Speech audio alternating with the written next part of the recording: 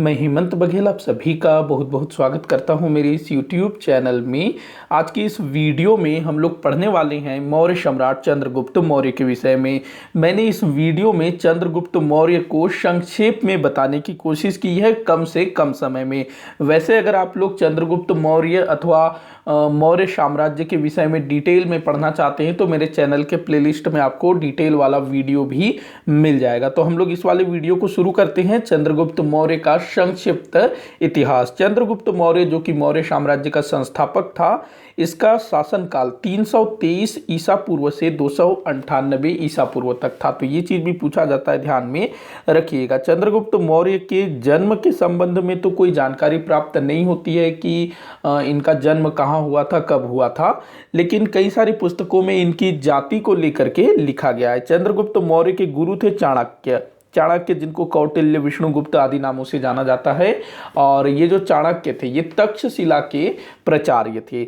अगर हम चंद्रगुप्त मौर्य की उत्पत्ति अथवा इनके जाति के संदर्भ में बात करें तो ब्राह्मण साहित्यों में, जो ब्राह्मण धर्म ग्रंथ है ना, ब्राह्मण साहित्य, उसमें चंद्रगुप्त मौर्य को शूद्र कहा गया है। ब्राह्मण साहित्यों में शूद्र कहा गया है।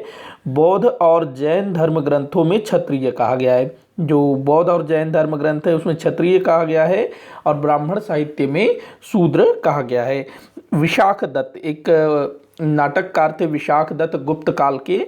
तो विशाख दत्त कृत मुद्रा राक्षस में वृषल शब्द का प्रयोग किया गया है। वृषल का मतलब उस समय जो निम्न कुल के व्यक्ति होते थे उनके लिए प्रयोग में लाया जाता था। तो एक तरह से विशाख दत्त भी चंद्रगुप्त मौर्य को निम्न कुल का बता रहा है। उसके बाद देखिएगा यूनानी स्रोत में साधारण कुल का बताया गया है। उस समय यूनानियों के साथ काफी संपर्क था तो यूनानियों ने इसको साधारण कुल का बताया है। पीपली वन के मौर्य वंश से संबंधित माना जाता है। पीपली वन जो कि एक गणराज्य था तो उसके मौर्य वंश से संबंधित है चंद्रगुप्त मौर्य। वहीं कुछ लोग ये भी बोलते हैं कि चंद्रगुप्त मौर्य का जो परिवार था, उनके जो पूर्वज थे वो मोर पालने का काम करते थे, इसी कारण इनके नाम के अंत में मौर्य लगता है। तो जो भी हो इस चीज को आप लोग ध्यान में रखिएगा। चंद्रगुप्त मौर्य के अन्य नाम भी मिलते हैं जो अक्सर परीक्षाओं में पूछा जाता है।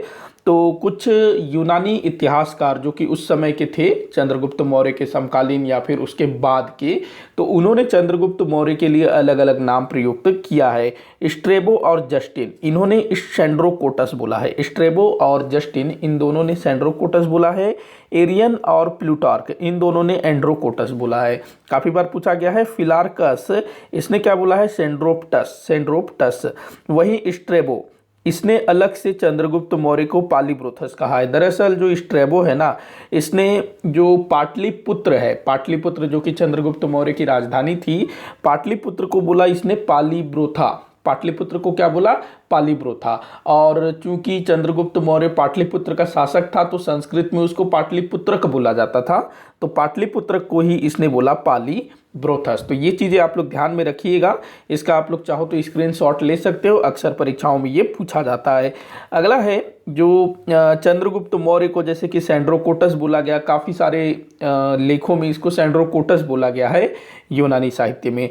तो चंद्रगुप्त मौर्य को सेंड्रोकोटस के रूप में किसने पहचाना? मतलब कि ये जो सेंड्रोकोटस है यही चंद्रगुप्त है। इस रूप में किसने पहचाना? तो सर्वप्रथम सर विलियम जोन्स ने सेंड्रोकोटस की पहचान चंद्रगुप्त के रूप में की थी। तो काफी बार पूछा गया है क्योंकि जो यूनानी लेखक थे वो सेंड्रोकोटस लिखते थे, चंद्रगुप्त मौर्य को चंद्रगुप्त नहीं लिखते थे।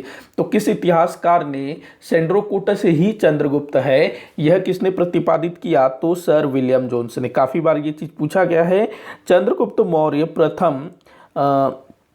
चंद्रगुप्त मौर्य, इनका जो प्रथम अभिलेखीय प्रमाण मिलता है वो कहाँ मिलता है? तो रुद्रदामन के जूनागढ़ अभिलेख से।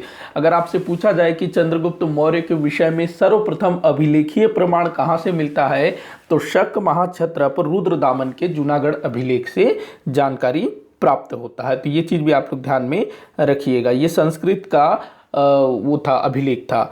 चंद्रगुप्त मौर्य के समय में 305 ईसा पूर्व में सेल्यूकस का आक्रमण होता है। सेल्यूकस निकेटर कौन था भाई? ये सेल्यूकस निकेटर तो ये सिकंदर का सेनापति था। सिकंदर जिसने 326 ईसा पूर्व में भारत पर आक्रमण किया था। अच्छा, सेल्यूकस के आक्रमण से पहले इसका राज्याभिषेक तो बताना रह गया, पहले उसको मैं बता देता हूँ।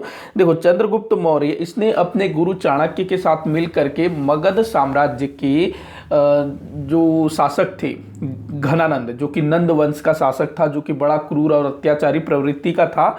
लोग जो हैं घनानंद से परेशान हो गए थे, उसको पसंद नहीं करते थे और कहते हैं कि घनानंद ने चंद्रगुप्त मौर्य के गुरु चाणक्य की एक बार अपमानित किया था। तो उसी कारण जो चाणक्य था उसने प्रण लिया कि वो घनानंद और संपूर्ण नंद वंश का नाश करेगा, उन्मूलन करेगा। और वैसे भी जो घनानंद था, नंद वंश के शासक थे, वो बड़े ही अत्याचारी थे, लोग परेशान थे, तो वैसे भी इस वंश का अंत होना अनिवार्य था। तो चंद्रगुप्त मौर्य और चाणक्य दोनों मिलकर के घनानंद के ऊपर आक्रमण कर देते हैं और नंद वंश का सफाया कर देते हैं, नंद वंश को समाप्त कर देते हैं और मगध में मौर्य साम्राज्य की स्थापना करते हैं। तो चंद्रगुप्त मौर्य मौर्य साम्राज्य का संस्थापक था। तो इस तरह से मौर्य वंश की स्थापना होती है।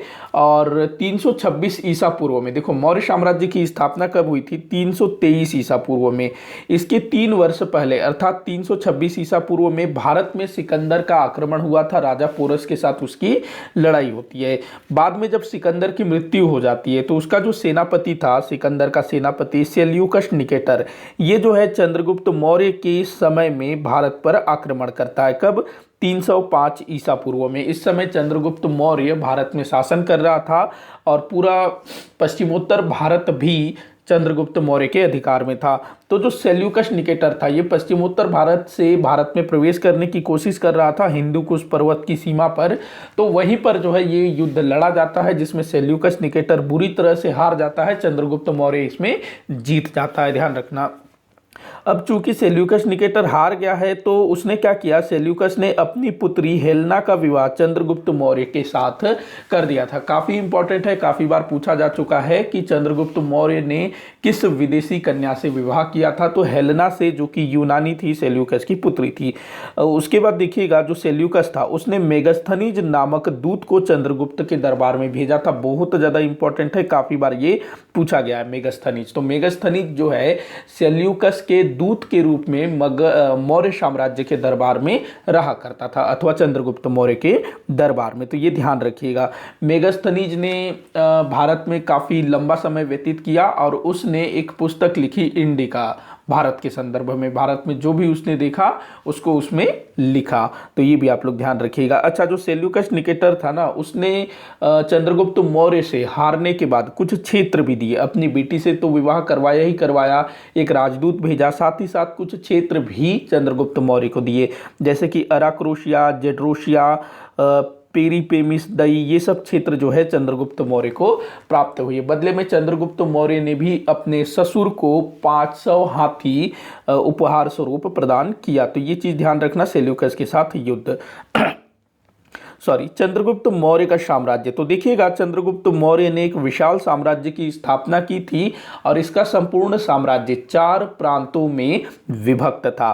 पहला होता था उत्तरापथ, इसकी राजधानी थी तक्षशिला विश्वविद्यालय जहां पर था ना, जहां से इसने शिक्षा प्राप्त की थी, इसके गुरु भी यहीं से थे, तक्षशिला से।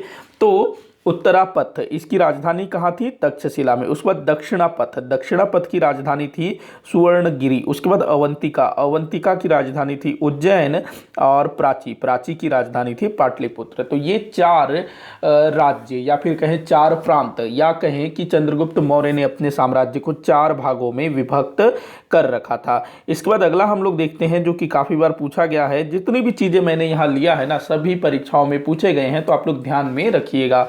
अगला है सौराष्ट्र के गवर्नर। सौराष्ट्र कहां पर है? तो जो गुजरात है ना, वहां एक क्षेत्र को सौराष्ट्र कहा जाता है आज भी। तो सौराष्ट्र के गवर्नर मतलब वहां का जो प्रांतपति था, राज्यपाल, वो। तो सौराष्ट्र के गवर्नर पुष्यगुप्त ने चंद्रगुप्त के निर्देश पर गुजरात के गिरनार की पहाड़ी पर सुदर्शन झील का निर्माण करवाया था। बहुत बार पूछा गया है कि गुजरात में जूनागढ़ के निकट गिरनार पर सुदर्शन झील का निर्माण किसने करवाया था? तो चंद्रगुप्त मौर्य के कहने पर उसके एक गवर्नर पुष्यगुप्त ने वहां पर इस झील का निर्माण करवाया था। काफी बार ये पूछा गया, मोस्ट इंपॉर्टेंट है। और इस विषय में जानकारी कहां से प्राप्त होती है? तो रुद्रदामन का जूनागढ़ अभिलेख से। रुद्रदामन का जूनागढ़ अभिलेख वह पहला अभिलेख है जिसमें चंद्रगुप्त मौर्य के नाम का उल्लेख मिलता है। तो बहुत ज्यादा इंपॉर्टेंट है, इसको आप लोग ध्यान में रखिएगा। तो सुदर्शन झील का निर्माण चंद्रगुप्त मौर्य द्वारा।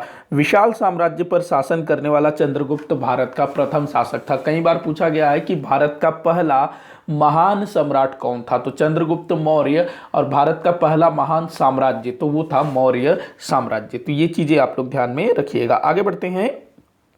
चंद्रगुप्त मौर्य ने अपने जीवन के अंतिम समय में भद्रबाहु के प्रभाव में आकर के जैन धर्म ग्रहण कर लिया था। तो ये भी काफी बार पूछा गया है कि किस मौर्य शासक ने जैन धर्म को स्वीकार किया था? तो चंद्रगुप्त मौर्य ने जैन धर्म को स्वीकार किया था। किसके प्रभाव में आकर के? तो भद्रबाहु के प्रभाव में आकर के। और इसके बाद ये जो है दक्षिण भारत के श्रवण बेलगोला में चंद्रगिरी पर्वत पर 298 ईसा पूर्व में संलेखना विधि से देह का त्याग कर देते हैं। तो ये जो है भद्रबाहु के साथ दक्षिण भारत में चले जाते हैं। दक्षिण भारत में श्रवण बेलगोला एक स्थान है। श्रवण बेलगोला में चंद्रगिरी नामक पर्वत पर, वहीं पर ये जो है 298 ईसा पूर्व में संलेखना विधि के द्वारा अपने शरीर का त्याग कर देते हैं। संलेखना विधि मतलब उपवास द्वारा, भोजन वगैरह नहीं करते हैं, खाली पेट रहते हैं। उपवास के द्वारा इन्होंने अपने शरीर का त्याग किया था। इनके जैन ग्रंथों के अनुसार चंद्रगुप्त मौर्य के समय में 12 वर्षों का अकाल पड़ा था। तो ये चीज भी आप लोगों को ध्यान में रखना है। चंद्रगुप्त मौर्य के समय में प्रथम जैन संगीति का आयोजन करवाया गया था। 2 जैन संगीतियां हुई थी ना, एक तो चंद्रगुप्त मौर्य के समय में हुई थी और जो दूसरी जैन संगीति है वो 512 ईस्वी में वल्लभी गुजरात में हुई थी। और जो प्रथम जैन संगीति है ये पाटलिपुत्र नगर में हुई थी चंद्रगुप्त मौर्य के समय में। तो चंद्रगुप्त मौर्य के विषय में ये तमाम चीजें आप लोग ध्यान में रखिएगा। सारी चीजें परीक्षाओं में पूछी जाती है। तो वीडियो यहीं पर समाप्त होता है। वीडियो अच्छा लगा हो तो लाइक करिएगा, शेयर जरूर करिएगा, अधिक से अधिक लोगों तक ये चीज पहुंचे। वीडियो को आखिर तक देखने के लिए बहुत बहुत धन्यवाद।